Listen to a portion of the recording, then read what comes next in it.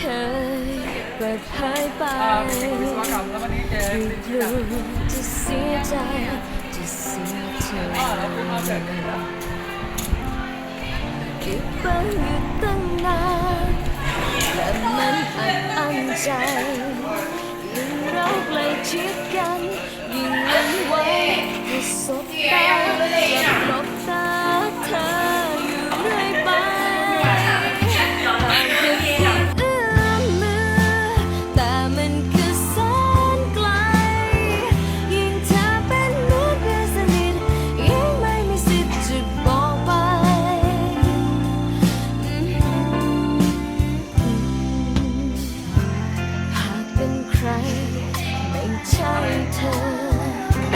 สักวันอาจให้รู้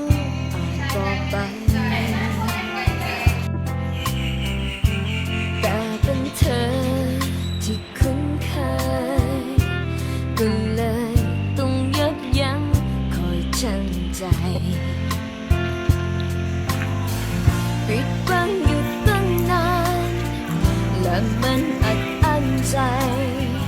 ยิ่งเราใกล้ชิดกัน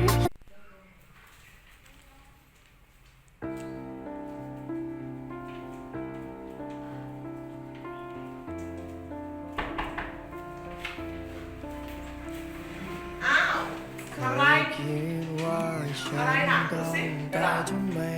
กับเธอเคยคิดว่าเธอนั้นเป็นดังหัวใจนั่งรอเฝ้าคอยความรักที่มันไม่ใช่ของฉันรู้ตัวก็วันที่เธอนั้นเดินจากไป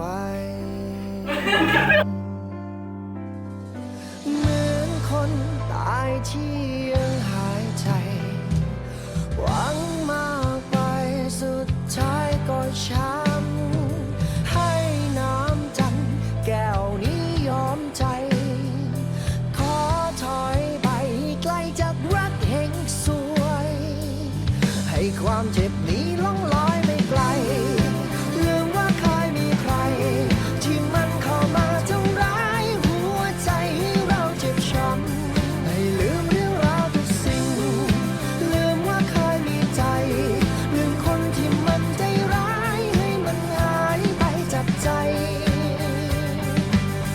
จะไม่มีวันร้องไห้เพราะเธอ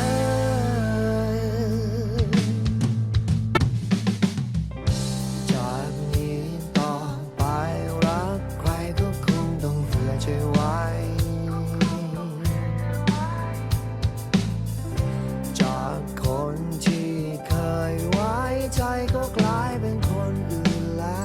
วเหมือนคนตายที่หายใจหวังมากไปสุดท้ายก็ช้ำให้น้ำจันแก้วนี้ยอมใจขอถอยไปไกลจากรักแห่งสวยให้ความเจ็บนี้ล่องลอยไปไกลลืมว่าเคยมีใครที่มันเข้ามาทำร้ายหัวใจให้เราเจ็บช้ำให้ลืมเรื่องราวทุกสิ่งลืมว่าเคยมีใจลืมคนที่มันใจร้ายให้มันหายไปจากใจจะไม่มีวันร้องไห้เพราะเธอ